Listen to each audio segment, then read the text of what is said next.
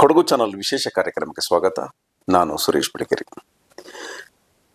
ಕೆರೆಯ ನೀರನ್ನ ಕೆರೆಗೆ ಚೆಲ್ಲಿ ಅನ್ನೋ ಒಂದು ಗಾದೆ ಮಾತಿದೆ. ಸಮಾಜದಿಂದ ನಾವೇನು ಗಳಿಸಿದೀವೋ ಅದನ್ನ ಕಡೆಗೆ ಸಮಾಜಕ್ಕೆ ದಾನವನ್ನ ಕೊಡಬೇಕನ್ನೋ ಇಂಟೆನ್ಷನ್ ಕೆಲ ಉದ್ಯಮಿಗಳಲ್ಲಿ ಇರುತ್ತೆ. ಅಂತ ಉದ್ಯಮಿಗಳ ಹಿಂದೆ ನಡೆದಾಗ ನಮಗೆ ಕಣ್ಣಿಗೆ ಕಂಡಿದ್ದು ಕೊಡಗಿನ ಮಡಿಕೇರಿ ತಾಲೂಕಿನ ಬಲ್ಲಮಾವಟಿಯ ಪ್ರಸನ್ನ ಇಡಿಕೇರಿ ಎನ್ನುವ ಯುವ ಉದ್ಯಮಿ. ಬೆಂಗಳೂರಿನ ಭಾಗದಲ್ಲಿ ಒಂದು 25 ವರ್ಷಗಳ ಹಿಂದೆ ನೆಲೆಸಿ ನಂತರ ಹಂತ ಹಂತವಾಗಿ ವ್ಯವಹಾರದಲ್ಲಿ ಉನ್ನತಿಯನ್ನ ಕಂಡು ಆ ಉನ್ನತಿಯಲ್ಲಿ ಗಳಿಸಿದ ಹಣವನ್ನ ಸಮಾಜಕ್ಕೆ ನೀಡಬೇಕನ್ನೋ ಉದ್ದೇಶದಿಂದ ಕೊಡಗಿನ ಹಲವು ಕಡೆ ಕೊರೋನಾ ಇರ್ಬೋದು ಅಥವಾ 2018ರ ಫ್ಲಡ್ ಟೈಮಲ್ಲಿ ಇರ್ಬೋದು, ನಿರಂತರವಾಗಿ ಸಮಾಜ ಜೊತೆ ಈ ನಿರ್ಗತಿಕರು ಮತ್ತು ಶೋಷಿತರ ಪರವಾಗಿ ಈ ಸಮಾಜ ನಿಂತಿದೆ ಅನ್ನೋ ಒಂದು ಸಂದೇಶವನ್ನು ಸಾರೋ ದೃಷ್ಟಿಯಲ್ಲಿ ನಿರಂತರವಾಗಿ ಸಮಾಜ ಜೊತೆ ನಿಂತಹ ಪ್ರಸನ್ನ ಇಡಿಕೇರಿ ಅವ್ರನ್ನ ಇವತ್ತು ನಾವು ಮಾತಾಡಿಸ್ತಾ ಇದ್ದೀವಿ. ಕಾರ್ಯಕ್ರಮಕ್ಕೆ ಸ್ವಾಗತ ಸರ್. ನಮಸ್ತೆ ಸರ್. ನಾನು ಈಗ ಹೇಳಿದೆ ಕೆರೆ ನೀರನ್ನ ಕೆರೆಗೆ ಚೆಲ್ಲಿ ಅಂತ. ತುಂಬಾ ಜನ ಬಿಸ್ನೆಸ್ ಮೆನ್ಗಳನ್ನ ನಾವು ನೋಡಿರ್ತೀವಿ, ನಿರಂತರವಾಗಿ ಸಂಪಾದನೆ ಮಾಡ್ತಾರೆ. ಆಮೇಲೆ ನಾನು ಬೆಳೆದು ಬಂದ ಪರಿಸ್ಥಿತಿಯನ್ನು ಹಿಂದೆ ತಿರುಗಿ ನೋಡದೆ ಸಮಾಜಕ್ಕೆ ನಾನು ಮಾಡ್ಲೇಬೇಕನ್ನೋ ಉದ್ದೇಶ, ಮಾಡ್ಲೇಬೇಕನ್ನೇನೋ ನಿಯಮಗಳೇನು ಇರಲ್ಲ. ಆದ್ರೂ ಕೂಡ ಈ ಸಮಾಜದಿಂದ ನಮಗೇನಾದ್ರು ಬಂದಿದ್ದಾಗ ಅದರ ಒಂದು ಸಣ್ಣ ಪಾಲು ಸಮಾಜಕ್ಕೆ ಕೊಡ್ಬೇಕಾದ್ರೆ ಇಂಟೆನ್ಷನ್ ಕೆಲವ್ರ ಹತ್ರ ಇರ್ತದೆ. ಅದನ್ನ ನಾವ್ ಹಿಂಗ್ ಹೋದಾಗ ನಿಮ್ಮ ಹೆಸರು ಕೇಳಿ ಬಂತು. ಇಡಿಕೇರಿ ಪ್ರಸನ್ನ ಅವರು ಯುವ ಉದ್ಯಮಿ, ಬೆಂಗಳೂರಲ್ಲಿ ತನ್ನದೇ ಆದ ಸ್ವಂತ ಉದ್ಯಮವನ್ನು ಕಟ್ಕೊಂಡು ಸಂಪಾದನೆ ಮಾಡ್ತಾ ಇದ್ದಾರೆ. ಆ ಸಂಪಾದನೆಯ ಮೂಲಕ ಈ ಸಮಾಜಕ್ಕೆ ಏನಾದ್ರು ಕೊಡಬೇಕು ಅಂತೇಳಿ ನಿರಂತರವಾಗಿ ಕೊಡಗಿಗೆ ಭೇಟಿ ಕೊಟ್ಕೊಂಡು ತನ್ನ ಬಲ್ಲಮಾವಟೆ ಗ್ರಾಮಕ್ಕೆ ಬಂದ್ಕೊಂಡು ಕೊಡಗಿನ ನಾನಾ ಭಾಗಕ್ಕೆ ಬೇರೆ ಬೇರೆ ವಿಚಾರಗಳಲ್ಲಿ ಅವರು ಸಮಾಜ ಸೇವೆಯಲ್ಲಿ ತೊಡಗಿಸ್ಕೊಂಡಿದ್ದಾರೆ ಅನ್ನೋ ಒಂದು ಮಾತುಗಳು ಕೇಳಿ ಬಂದ ಹಿನ್ನೆಲೆ ಇವತ್ತು ಕೊಡಗು ಚಾನಲ್ ನಿಮ್ಮನ್ನು ಭೇಟಿ ಮಾಡಿ ಸಂದರ್ಶನ ಮಾಡ್ತಾ ಇದೆ. ಸರ್, ಏನದು ಎಷ್ಟು ವರ್ಷಗಳಿಂದ ನೀವು ಬೆಂಗಳೂರಿಗೆ ಬಂದ್ರಿ? ಏನ್ ನಿಮ್ಮ ಉದ್ಯಮ ಹೇಗೆ ಸಕ್ಸಸ್ ಆಯ್ತು? ಸೊ ಮೊದಲನೇದಾಗಿ ಎಲ್ಲರಿಗೂ ನಮಸ್ಕಾರ. ನಾನು ಆಕ್ಚುಲಿ 2000 ಇಸ್ವಿಯಲ್ಲಿ ಬೆಂಗಳೂರಿಗೆ ಬಂದೆ. ಸೊ ಆ ಟೈಮಲ್ಲಿ ನಾವು ಬೆಂಗಳೂರಿಗೆ ಬಂದಾಗ ಇಲ್ಲಿ ನಮಗೆ ಯಾವುದೇ ತರನಾದ ಸಹಾಯ ಆಗಲಿ, ನಮಗೆ ಗಾಡ್ ಫಾದರ್ ಅನ್ನೋ ಒಂದು ಕಾನ್ಸೆಪ್ಟ್ ಯಾರು ಇರ್ಲಿಲ್ಲ. ಸೊ ನಾವೇ ನಮ್ಮ ಸ್ವಂತ ದುಡಿಮೆಯಿಂದ, ಪರಿಶ್ರಮದಿಂದ, ಪ್ರಾಮಾಣಿಕತೆಯಿಂದ ಬೆಳೆದು ಇಂದು ಈ ಮಟ್ಟಕ್ಕೆ ಬೆಳೆದಿದ್ದೇನೆ. ಸೊ ಆ ಕಷ್ಟ ನಮ್ಗೆ ಗೊತ್ತಿರೋದ್ರಿಂದ ನಾವು ಮುಂದೆ ನಮ್ಮ ಯುವ ಪೀಳಿಗೆಗೆ ಆ ತೊಂದರೆ ಆಗ್ಬಾರ್ದು, ಅವರಿಗೆ ನಮ್ಮಿಂದ ಆಗೋ ಸಹಾಯ ಮಾಡ್ಬೇಕು ಅನ್ನೋ ಒಂದು ಉದ್ದೇಶದಿಂದ ಈಗ ನಾನು ಆದಷ್ಟು ಎಷ್ಟು ಸಹಾಯ ನನ್ನ ಕೈಲಿ ಮಾಡೋಕ್ಕಾಗುತ್ತೋ ಆ ಸಹಾಯನ ನಾನು ನಮ್ಮ ಯುವಕರಿಗೆ, ನಮ್ಮ ಊರಿಗೆ, ನಮ್ಮ ಸಮಾಜಕ್ಕೆ ಮಾಡು ಅಂತ ಹೇಳಿ ನಾನು ಈಗ ಸಣ್ಣದಾಗಿ ಪ್ರಾರಂಭ ಮಾಡಿದ್ದೇನೆ. ಇದನ್ನು ಮುಂದಿನ ದಿನಗಳಲ್ಲಿ ಇನ್ನೂ ದೊಡ್ಡದಾಗಿ ಮಾಡ್ಬೇಕು ಅನ್ನೋ ಅಭಿಲಾಷೆ ಇದೆ. ಸೊ ಅದಕ್ಕೆ ಎಲ್ಲರ ಸಹಕಾರನೂ ಬೇಕು. ಸೊ ನೋಡುವ ಹೇಗೆ ಹೋಗುತ್ತೆ, ಹೇಗಾಗುತ್ತೆ ಅಂತ. ಅಲ್ಲಿ ಸಮಾಜಮುಖಿ ಕೆಲಸಗಳನ್ನ ಮಾಡಬೇಕು ಅನ್ನೋ ಇಂಟೆನ್ಷನ್ ನಿಮ್ಗೆ ಹಿಂದೆಂದ ಅಥವಾ ನಿಮಗೆ ಹಣಕಾಸು ಬಂದ ನಂತರ ಏನಾದ್ರು ಸಮಾಜಕ್ಕೆ ಮಾಡ್ಬೇಕು ಅಂತ ಅನ್ನಿಸ್ತಾ, ಅಥವಾ ನಾನು ಹುಟ್ಟಿದ ಊರಿಗೆ ಏನಾದ್ರು ಮಾಡ್ಬೇಕನ್ನೋ ಈ ಮನೋಭಾವನೆ ಯಾಕೆ ಬಂತು ನಿಮ್ಮಲ್ಲಿ, ಹೇಗ್ ಬಂತು? ಇಲ್ಲ, ಇದು ಮೊದಲನೇದಾಗಿ ಶುರು ಆಗಿದ್ದು ಕಾಟಗೇರಿಯಲ್ಲಿ ಪ್ರಳಯ ಆದ ಟೈಮಲ್ಲಿ, ಕೊಡಗಿನಲ್ಲಿ ಫಸ್ಟ್ ಆದಾಗ ನಾವು 2018 ಆಗ ಒಂದು ಮಟ್ಟಿಗೆ ನಾನು ನನ್ನ ಸ್ವಂತ ಉದ್ಯಮ ಸ್ಟಾರ್ಟ್ ಮಾಡಿದ್ದೆ ನಾನು. ಸೊ ಆ ಸಮಯದಲ್ಲಿ ನಮ್ಮ ಊರಿಗೆ ಪ್ರಾಬ್ಲಮ್ ಆಗಿದೆ, ಏನಾರು ಮಾಡ್ಬೇಕಲ್ಲ ಅಂತ ಹೇಳಿ ನಾವು ಶುರು ಮಾಡಿದ್ವಿ. ಆವಾಗ ನನ್ನ ಸ್ವಂತ ಖರ್ಚಿಂದ ನಾನು ಹಾಗೂ ನನ್ನ ಕಸಿನ್ ಇಬ್ರು ಬಂದು ಪರ್ಸನಲ್ ಆಗಿ ಅವ್ರಿಗೆ ಬೇಕಾದ ಕಂಪ್ಲೀಟ್ ಕಿಟ್ ತಂದು ನಾನು ಅದನ್ನ ಪ್ರತಿ ಮನೆಗೆ ಹೋಗಿ ಕೊಟ್ಬಿಟ್ಟು ಬಂದಿದ್ದೀನಿ. ನಾವು ಆಕ್ಚುಲಿ ಮೊದ್ಲಿಂದಾನು ಮೀಡಿಯಾ ಈ ತರ ಹೇಳಿ ಮಾಡುವಂತ ಕೆಲಸಗಳು ನಾನು ಯಾವ್ದು ಮಾಡಿಲ್ಲ, ಪ್ರಚಾರ ತಗೊಂಡಿಲ್ಲ, ಮಾಡ್ತಾ ಇಲ್ಲ ನಾನು. ಬಟ್ ನಾನು ನನ್ನ ಸ್ವಂತ ಇದರಿಂದ ನನ್ನ ಕೈಲಾದ ಸಹಾಯನ ನಾನು ಮಾಡುವ ಅಂತ ಹೇಳಿ ನಾನು ಅದನ್ನ ಶುರು ಮಾಡಿದೆ. ಸೊ ಅದು ನನಗೆ ಒಂಥರ ಸಂತೋಷ ಕೊಡ್ತು ಮನಸ್ಸಿಗೆ. ಅದನ್ನು ನಾನು ಕಂಟಿನ್ಯೂ ಮಾಡ್ಕೊಂಡು ನನ್ನ ಕೈಲಿ ಎಲ್ಲ ಆಗುತ್ತೆ, ಯಾರು ಬರ್ತಾರೆ, ಯಾರು ವಿದ್ಯಾಕ್ಕೆ ಇರ್ಬೋದು, ಅಥವಾ ನನಗೆ ಏನಾದ್ರು ಹಾಸ್ಟೆಲ್ ಫೆಸಿಲಿಟಿ ಇರ್ಬೋದು, ಅಥವಾ ನಮ್ಗೆ ನಮ್ಮ ಊರಿಗೆ ಏನಾದ್ರು ಸಹಾಯ ಬೇಕು, ದೇವಸ್ಥಾನ ಇರ್ಬೋದು, ಅಥವಾ ಯಾವ್ದಾದ್ರು ಸಮಾಜಕ್ಕೆ ಸಹಾಯಕ್ಕೆ ಬಂದ್ರು ನೀವು ಮುಕ್ತ ಮನಸ್ಸಿಂದ ನಾವು ಮಾಡ್ತಾ ಇದೀವಿ, ಮಾಡ್ತಾನೆ ಬರ್ತೀವಿ. ಬಟ್ ನಾವೆಲ್ಲೂ ಪ್ರಚಾರಕ್ಕೆ ನಾವು ಆಸ್ಪದ ಕೊಟ್ಟಿಲ್ಲ, ಅಂದ್ರೆ ನಾವು ಆ ಇಂಟೆನ್ಷನ್ ಏನು ಮಾಡಿಲ್ಲ.